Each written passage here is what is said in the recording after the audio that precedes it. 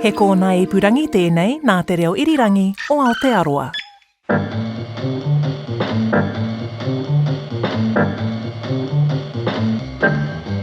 Well, kia ora and welcome to Context with me, Corin Dan. And me, Guy and Espin. Context is the backstory to the front page, where we take an issue that's making news today and we trace its long shadow to figure out how it was that we got to where we are today. Of course, there's a twist, as there always is. One of us knows the topic, one of us does not know the topic. This week it is me. So yes. What have you got to drop on me today? We are going to talk about strikes. We're going to talk about industrial action, industrial relations reform, strikes, because over the last few weeks we've seen quite a bit of strike action in this country. The senior doctors, you've got teachers, there's been nurses striking. So let's just have a little listen and a little reminder of some of the action out on the picket lines. There's one thing that's clear to me. People here have unity. They need to invest in teachers because we are the frontline soldiers. The bargaining seats were barely warm by the time they decided to go on their strike. It looks extraordinarily like it was premeditated. A 1% pay rise is pretty ridiculous. It's not so much striking for pay today, but for conditions for nurses. So we've seen a little bit of striking action, but it's important to sort of, as we start off on this journey, to remember that actually strike action is pretty low at the moment compared to our history. Just for context, I think we saw a bit of a blip in strikes in 2018. There was 143 stoppages. They do record it. Last year, though, there were only 47. If you go back into the 70s, it was like 562 work stoppages in 1977. Wow. 1980, there were 360. Wow. So quite a contrast. Yeah, and I guess we'll get to this, but when you talk about strikes in the 70s, my mind immediately goes to being, 7 or 8 or 9 or 10 in the late 70s, and you're waiting for the Cook Strait ferry to leave, and it would leave Littleton. I lived in Christchurch at the time, and, you were going to Wellington on the Cook Strait ferry, it was leave from Wellington, and then, of course, there'd be an announcement would come across and there'd been a strike and you weren't going anywhere and you'd stay on board. That happened quite a bit. So it did, and that was one of the ones, we'll get to that. Yeah. And as I investigated this, it was clear that, and that's one of the ones people remember. Is that Ferries right? really irritated people. Yeah. And one of the ones, and they struggled to get public support because people were getting stranded in the South Island. And in fact, the government actually ran a few operations to step in and try and get people back and fly. Oh, yeah. Back, And are we going to sorts talk of about things. Jim Knox at some point? We're going to talk about Jim Knox. Okay, I'll let There you is go. a cast of incredible characters. Yeah, incredible. Great. This is going to be fun. I don't know a lot, characters. but it's going to be fun. This is before I want to start. This is an interesting point, and I think we should give people context about us because we are Gen. Well, I'm Gen X. You're Gen X. Yeah, We're I'm Gen X. Yeah.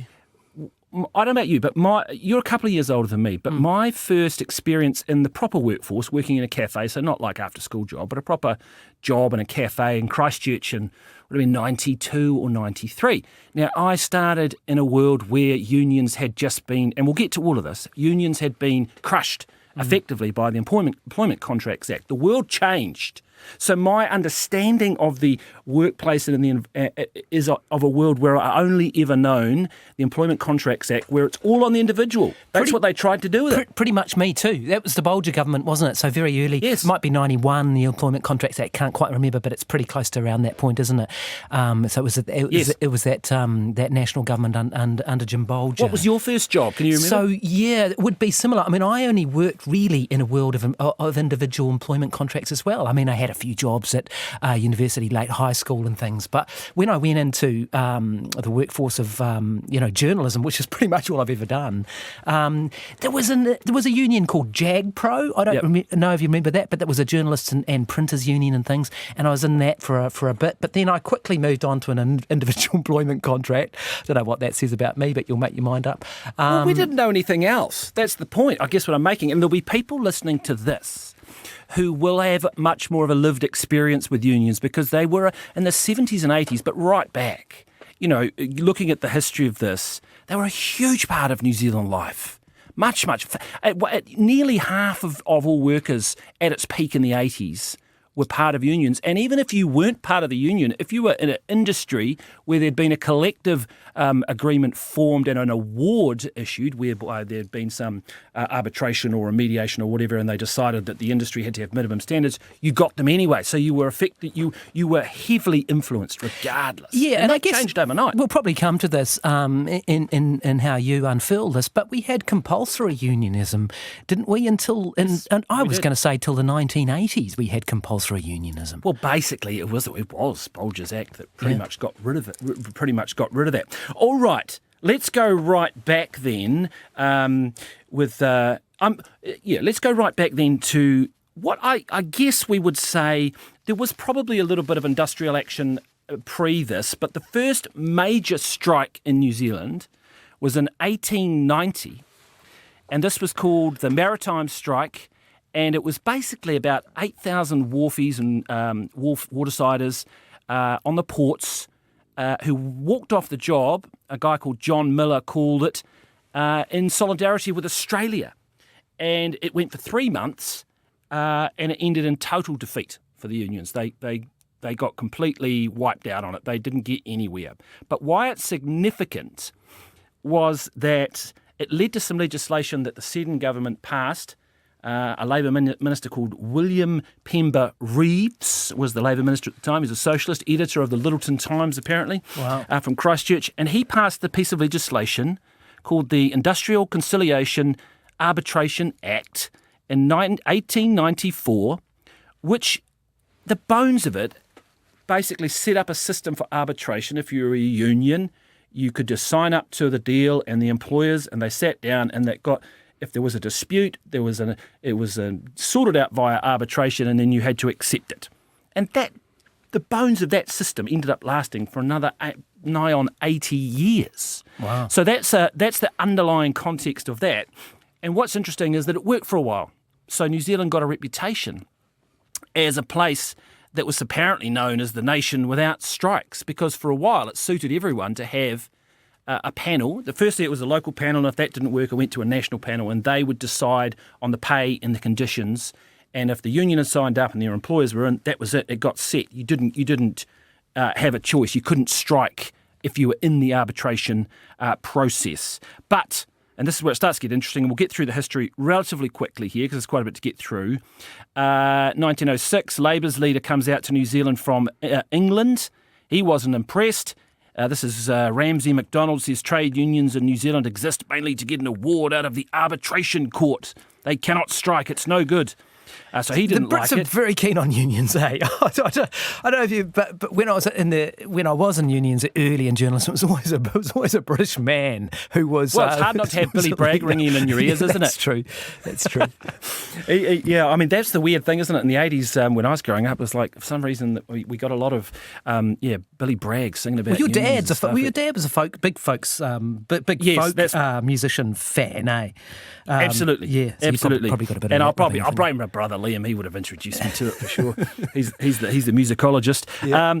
And then, of course, we get to the next point, and this is one you might be able to help me out a little bit on. 1908 Black Ball Miners' Strike. Does that ring any bells for you? Well, not really, but I mean, I know that is considered the birthplace of the Labour Party, isn't it? Yes, so I know that much, but I don't know much more about the strike. Although obviously they've had very strong union representation right through in New Zealand. It often crops up in speeches and things from Labour candidates. What happened was, so you've got this arbitration system that's working in New Zealand, where effectively the unions that there were going into arbitration with employers.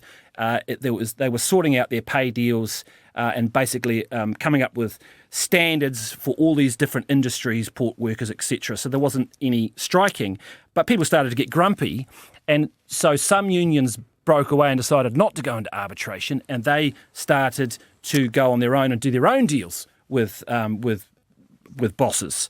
Now this started, basically it was Black Ball where this started, because a strike broke out. And it broke out over meal breaks. Right. There's a guy, Pat Hickey, another great, sounding union bloke, Pat Hickey. The bosses at the Black Ball mine wanted to restrict miners to 15 minutes a day to eat their lunch. They called it their crib. I don't know why, but they called it anyway. So 15 minutes to eat their lunch. And the union went, stuff that we're going to challenge this arbitration system. We're just actually going to go out on strike over this because they also wanted to extend the 8-hour day to 10 hours. So the union goes on strike. Pat Hickey refuses to eat his pie at lunchtime. And for 3 months, these miners refused to work. And then eventually the union, the employers, the boss, the mine owners caved. And the union won. And this was seen as a huge blow to that original system of arbitration where everyone played nicely and went into the system and sorted it all out, because the union, when it had gone out on its own, and it created the forefather of the Federation of... the FOL, the Federation of Labour, yes, the right? Federation of Labour, exactly. Yeah, and they were a big force right up into the 70s and 80s, weren't they? Huge. And that was seen as the founding part of that. They were labelled the Red Feds. That was the So is that the link, is it, to the Labour Party? Correct. Yeah. And then it was about 1916 we saw the Labour Party. So it's seen as the precursor to that movement. That Red Feds movement was where people think that the Labour Party kicked off. But things started to get really pretty full on in New Zealand. I mean, you think about the time then, 1912, pre-World War I. It's a pretty revolutionary period. You think of America, you think of Russia, you think of all around the world, communism, socialism, all those things are really starting to take hold, and workers are all around the world, really. Yes. And it was no different here. Waihi strikes in 1912. This was over gold miners. So this was another situation where there was a union that wasn't part of the arbitration system. So the employers tried to get around that by bringing in what was called scab labour. That's obviously that's a term the nasty you don't want to be called, isn't term. it? Yeah. If you are coming in to break a strike, work for people who are on strike. Yeah. So effectively, that's what happened there, and the mines owners did that by creating a new union that was in the arbitration system. They went out on strike. Now, this was pretty much the only strike where someone was killed. It got violent. And on November 12th, 1912, events came to a head. It was called Black Tuesday. And I think basically there was scab workers brought in. I don't know if I'm supposed to use that term like that. I'm sure it'll offend someone. But it feels like it does feel like quite a powerful sort of harsh word. But non-union workers came, farmhands, people like this, they came in and then they got protection, and it turned out that there was some fights between the unionists and the non-unionists. The non-unionists attacked a hall where there was some people staying. Fred Evans, a striking miner, was badly beaten allegedly by police and special constables. Special constables being, who knows, strike breakers, sworn in as police. Wow. Sustained head injuries and died. So wow. Didn't know that was pretty serious. And I'm going to quickly move through to 1913 because they're kind of linked, but there was a big strike. Wharf strike mainly, 16,000 strikers, ports in Christchurch, Auckland, Wellington. And this is where you may have heard of Massey's Cossacks. Oh, yes, yes, I have, yes. So again, the strike kicks off. These guys aren't prepared to work. Massey brings in guys on horseback with batons that are effectively farm workers sworn in as constables, and it gets pretty violent, and they effectively break the strike. But let's have a little listen to some people reminiscing on this. It's from a Spectrum, 1972 RNZ Spectrum. Marjorie Lees recalling that 1913 strike. Now, your father's attitude was it was the French Revolution, but did he have can you remember his political feeling about there being a strike? Oh, well, of course. You know, I mean, the waterside workers were less than the dust. It was absolutely wicked of them to strike. They were damaging the country. I mean, they had no case at all as far as he was concerned. The special constables rode about all through the town, especially up in the slums where most of the waterside workers lived, and their wives were supposed to empty chamber pots over them and various things like that. And it was really... These were the tales you heard? Yes, You're these not were the tales I heard about the wicked strikers and so on. You can just imagine New Zealand back then, eh? It was a pretty pretty volatile place. I mean, the idea that it was, it wasn't all plain sailing, that it was just going to turn out as it did. Yeah, and it's that ultimate battle of capital versus labour, really, isn't it? That's how it was seen. Yeah, and one of the things that comes through here, to me, is you can see how in times of economic prosperity things fade away, and or when labour's short and the unions have power, or when the employers have the power, and you can see the swings in balance, and then you can see how governments have tried to respond with legislation to deal with that. I mean, I'll give you an example. I thought this was incredible. So as part of that original arbitration system, and there was a few tweaks along the way, but effectively they could issue general wage orders. And so they set it up in 1921, they passed some sort of legislation, but in 1931, of course this is in the Depression, so New Zealand's in a real slump, they issued a general wage order to cut all wages by 10%, and they did that. Really? Wow. Now, can you imagine? It's an interesting response, though, because if you think about, what do you think? Because it's like, if you think about COVID, when COVID hit, and some of the radical responses that people were thinking we needed to do, because there's a country, you're in the shtuck. I mean, so what did we do in COVID? We borrowed like crazy, printed money, did whatever we could. But I guess one response back then was, take a haircut on your pay. Take a massive wage cut. Wow. Of course, there were huge protests about it, but and it's arguable it was one of the factors that then led into the 1935 Labour government, the Savage government, which came in, and they did bolster. I'm going to get through this a bit quickly. That they did bolster the arbitration system. They certainly made union membership compulsory, like you mentioned, and any worker covered by an agreement. Say you worked in a cafe or whatever, and even if you weren't in the union, if there was an award for cafe workers, right, and you it were set covered minimum by standards, it. So that's where the compulsory, by it, whether you liked it or not. right. So that's where the compulsory unionism started, really, was it? Yes. Yeah. Yes, absolutely. Now, this is where we get to, arguably one of the most contentious periods in New Zealand history, full stop, let alone strikes, and that is the 1951 waterfront strike. Any ideas on how long that lasted? No, the touchstone for me of the waterfront strike was it was the first snap election. I think there was a snap election associated with that. Yes, there was. Gosh, did it last? It would have been several months, would it? Would it even a year? 151 days. Okay, so about half a year. Well, not quite. And it brought the country to an absolute standstill. Let's have a listen to the Prime Minister of the day, who went really hard, Sid Holland. The maintenance of law and order in normal times is a matter for the police force, which is limited in its numbers, and in times of emergency such as this, we cannot leave everything to them. Cabinet, therefore, has decided to establish a civil emergency organisation of loyal citizens which will stand with the government in carrying out any task the emergency may require in protecting life and property.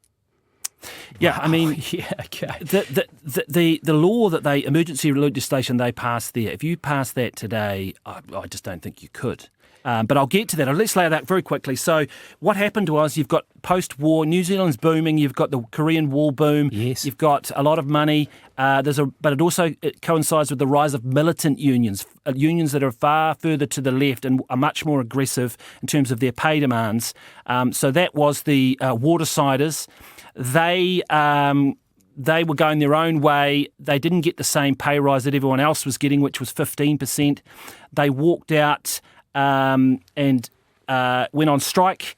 Of course, they were incredibly powerful on the ports in terms of all the wool and everything that's going across there. And the national government of the time, it responded by passing emergency legislation. They brought in the army to try and unload the ships. They weren't particularly successful, but they did that. But what is extraordinary is that emergency legislation, nobody could, complete censorship of the press, you could not write anything in support of the strikes Is that all. right? Nothing. Wow. It was very strict. You could not even you couldn't assist anybody or a family of a striker or a child of a striker, to the point where supposedly at a primary school in Wellington, the children of strikers, the other children were told they could not share their lunch with them. Wow. It was extremely strict. So much so that then the Watersiders tried to respond by issuing a whole lot of pamphlets themselves and having these illegal secret printing presses in which they tried to fight back. But I'll tell you the thing that really surprised me about this. So let's have a listen from the leader of the Watersiders, was a guy called Jock Barnes. And let's have a listen to him talking about what happened. The ship owners' representatives did meet us. They just said to us, "You're going to get thrupp and safety an hour rise." That's our final word. That amounted to 8.9%, whereas every other worker in New Zealand had been given 15%. The Federation of Labour not only helped the government, but without the support it gave the government and scab herding tactics of the Federation of Labour, the ship owners and the government couldn't have won.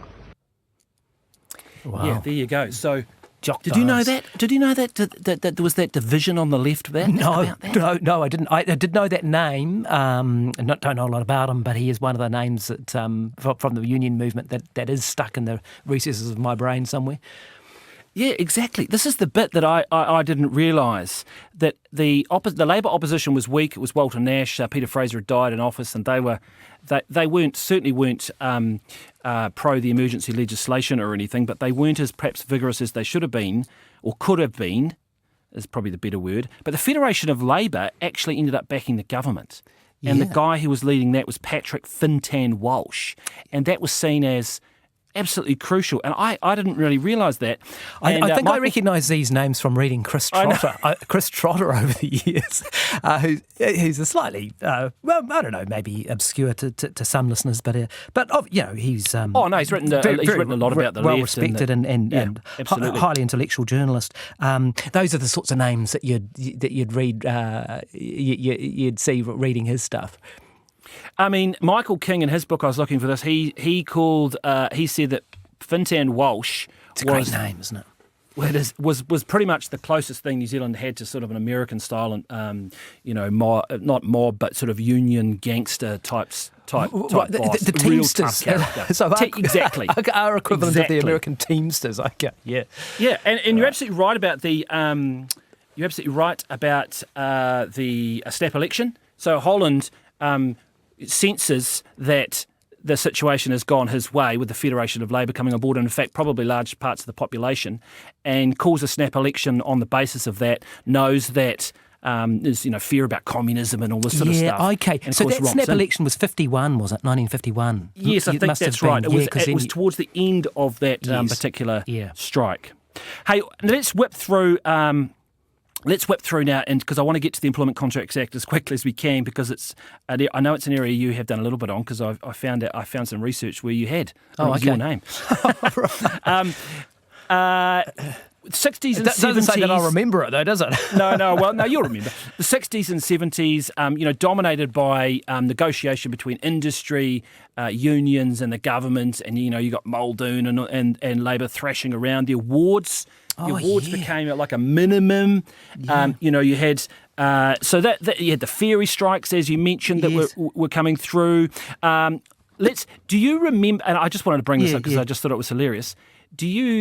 You'd remember Brian Edwards. Oh, yes, indeed. The broadcaster and later media advisor, and he wrote a book on Helen Clark, I think, and I certainly know the journalist Brian Edwards. Did you know that he resolved a strike? Oh yes, wasn't he? Yes, he did that. He did that live on a broadcast, didn't he? Yeah, I remember reading that story. Let's have a little listen. 1970. Wow. There's a strike at the post office, a go-slow. So I suppose it's not quite a strike over wage negotiations. He manages to get in both sides of it into the studio and pretty much sorts it out. Let's have a little listen. Can I take it now that you will go back to your members and ask them to consider calling off this go-slow? I will go back to my executive committee and I would recommend to them that they give consideration to calling off the strike. If you give me a ring tomorrow and I can make my arrangements in my side. Would you agree that we have reached some common ground now, and that the situation is perhaps a little more hopeful than it was 15 minutes ago. I would think so. You I will? would think so. Wow. I can't claim to Isn't have that done that. amazing? Have you ever solved a strike on air, No, Colin? I've always kind of wished. I mean, wouldn't it be amazing? I listened I listened to you with May Chen, which doing Morning Report on the morning that we're recording this, and that was a very interesting discussion about arbitration. She was very unions. interesting, Yeah, I thought wasn't she was very interesting. She was rolling out some pretty heavy-duty quotes too. Yeah, there was a few references to some ancient Greek philosophers or something. That's right. But I couldn't quite say that you've resolved a strike that I've heard anyway. And we should say, I mean, we seem to come across a lot of old broadcasters, don't we? I mean, Brian Edwards was a titan in his day. Absolutely. Absolute titan in his day. And you deserved a lot of credit for it. He got a lot of credit for that. Okay, so we've got 1970s, unemployment, inflation starts to become a problem. We know all those things. We've talked about them before. Let's get to old Jim Knox, just for the fun of it, because he was the guy who would have been at Muldoon's office thrashing out some, negotiation for an award. And here he is campaigning for Labour, I think, on behalf of Labour. I'm going to call upon all trades councils, trade union committees, we have 25 of them now, spread right from the North Cape to the Bluff, and all our affiliated unions, no doubt the combined state unions who are working now very close with the Federation of Labour, to come out and work as they've never worked before, organise, collect finance to give you financial support, to speak at meetings, and I'll be doing just that myself, leading that, for the return of a Labour government in 1981. Wow. Yeah. I mean, that name and that, and I can see his face now because when I was a kid, and so I would have been, 8 or 9 at that point, and those faces and those voices were a big part of childhood. This was a family I grew up in who were fascinated in politics, and back in those days, you'd have broadcasts of a whole conference. That's probably from a Labour conference or something, is it? Yeah, a Labour Party conference. It would have been, and they'd broadcast the whole bloody thing, all day, not just clips on the news. I mean, it was a different country. It was bugger all to do. So people would actually listen to that sort of stuff. Well, no, you're quite right. Fascinating character and demonised on the right too, obviously, wasn't he? I mean, they hated him. Yes. I mean, he cut his teeth on the waterfront strikes by all accounts, and he worked his way up. He was a tough character, but he was the guy who was trying to do a lot of deals. He was the head of the Federation of Labour. There was one sort of general strike in New Zealand, maybe 1979. Didn't sound like it achieved a lot. It certainly didn't rattle the government. They had about 300,000 workers who took part in that. It didn't seem as though, from my research, that it was particularly successful. There was obviously the ferry strikes, but it's interesting when we butt into the Roger Douglas era. I mean, Knox was railing against Douglas and those guys, and what ended up happening during the Labour government is a couple of things, and you'll be able to help me here.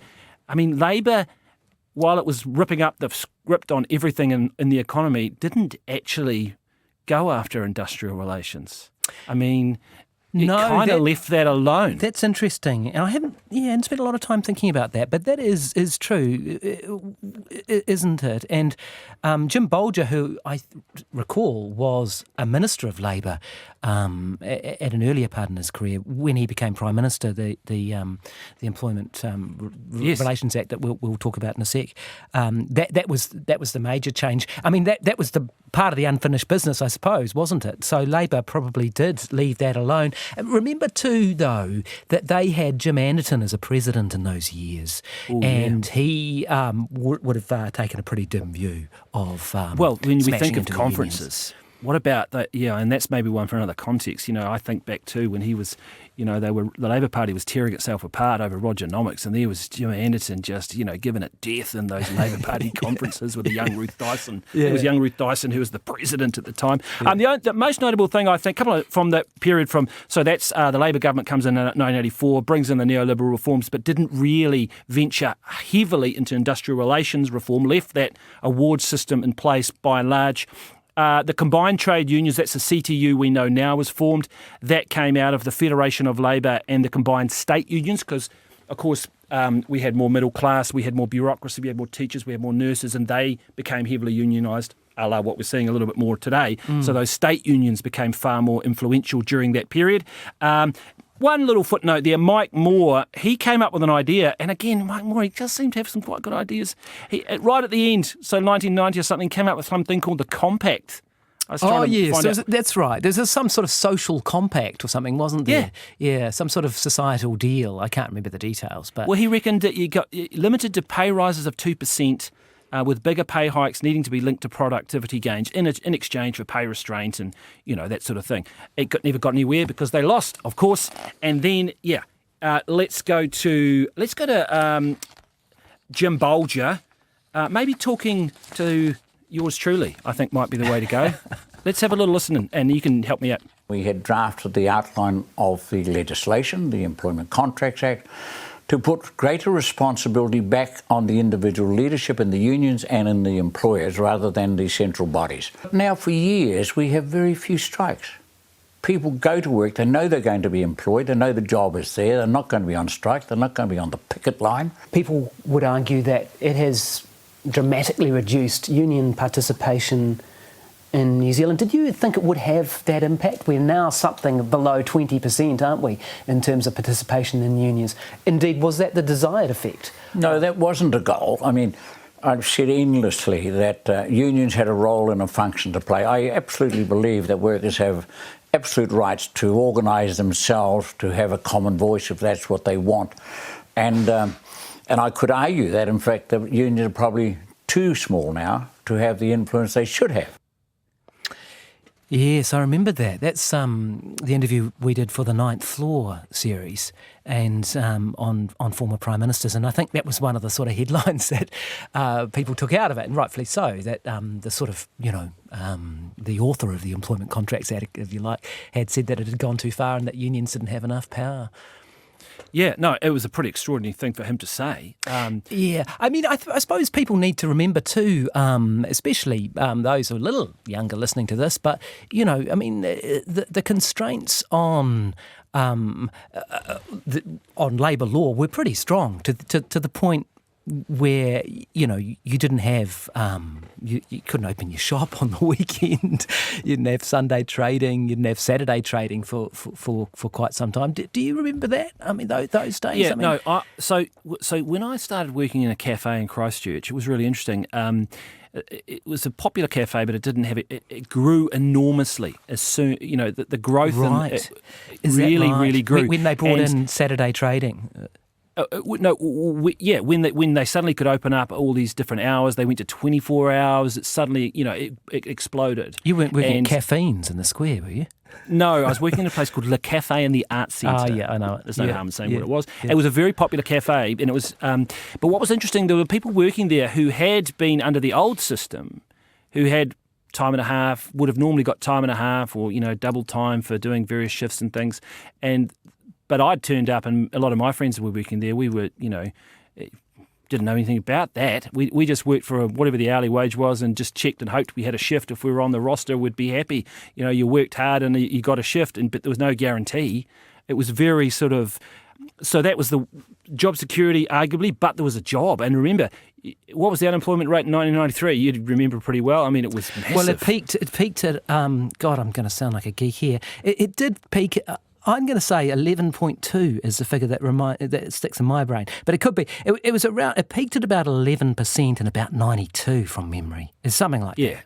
The figure high. I saw was about 9.5, nearly 10 when I was trying to work out when I would have been working. So I was so grateful to have a job, but it did herald quite a radical philosophical change in workplaces for New Zealanders, which arguably, even though the Employment Relations Act was then brought in by Labour, hasn't significantly changed back.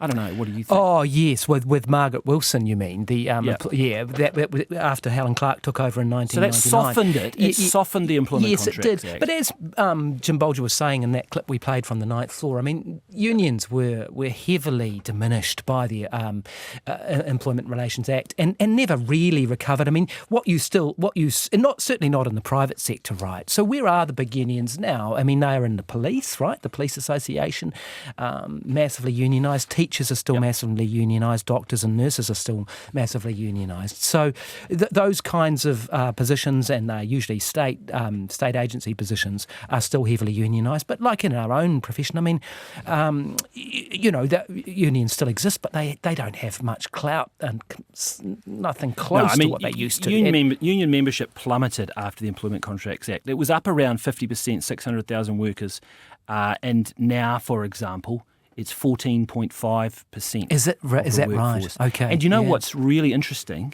And I keep double-checking this, and someone may prove me wrong, but it's Australia's union membership is actually lower than ours at the moment. Is that They're right? At 13.1%, which I couldn't believe. Yeah, I thought, and I think I've said on this program that Australia had quite strong unions. So that was always the sort of narrative. Here's the difference. Yeah, here's the really key point. Here's the difference. So we ripped up, we brought in the Employment Contracts Act, and we brought flexible labour laws, right? The flexibility was, and the goal was to make us more productive if we were more flexible and get the economy going. And we can debate, people will debate till the cows come home about whether that worked or not. In Australia, we got rid of all the awards. So those industry-wide awards that set minimum standards for cafe workers or port workers or whatever it was. And then unions would add bits on top of that and do their own negotiations. But those awards were there as a backstop for standards, minimum standards, pay conditions and things. Australia didn't get rid of those.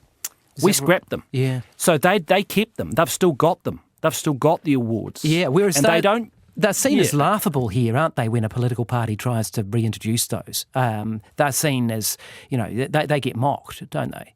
Well, why don't we jump there? Jacinda Ardern did try with her fair pay agreements, but it was only for two. It was like bus drivers, and I can't remember what the other one was. It was very narrow. Of course, there was an irony in it that Jim Bolger was on the working group having a look at it. Maybe after we got Jacinda Ardern. Should we have a little listen to Jacinda Ardern on that? We've had employers say, actually, in this particular industry, we would like to have, minimum standards so that we can maintain good health and safety, decent standards of living for our employees, and it means that we remain competitive with other people who might try and contract. Of course, it was the first thing that National scrapped. They're gone now. That was never going to survive a change of government, was it? No, but it is interesting, that you're not wrong with that theory, I don't think, about Australia, in the sense that because they arguably kept those awards, it acted like more of a backstop. I mean, New Zealand's got a reasonably robust minimum wage system and has generally increased its minimum wage. Most governments, sometimes not as much of inflation, but it's seen as though the thing that governments do every year. Yes, relative. I think that I've seen figures that relative to the average wage or the median wage in New Zealand is fairly high in OECD terms, isn't it? In terms of what the minimum wage is. Yeah, no, I think New Zealand, and certainly under the last Labour government, they obviously ramped it up as hard as they could to the point where businesses were starting to really They're starting to squeal a bit, weren't they? Yeah, and then this government has slowed the pace down, but it hasn't stopped. So the Employment Contracts Act, radical change, really. I'd be interested to know your thoughts, what you think about this. Yeah.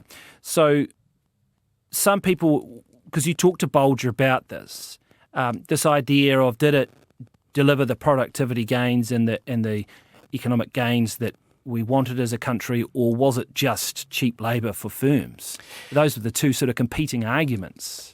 I don't know. Yeah. And I can't quite tell, and there's divided views on that. I think probably it leans on it just provided cheaper labour. It was probably like Brian Easton's and people like that, economists would say. But I mean, that's incredibly politically contentious, isn't it? It is. Really. Jim Bolger's view in that interview was that it had gone too far and diminished the power of the unions too much and allowed the employer in that relationship to take advantage of workers, and that had meant that wages and productivity hadn't been what they had hoped, and he felt that needed some rebalance. And it was probably those kinds of comments which saw him getting asked by Jacinda Ardern's Labour government to be involved in some of those panels and things. But it certainly was his view that in retrospect that it tipped too far to the employer.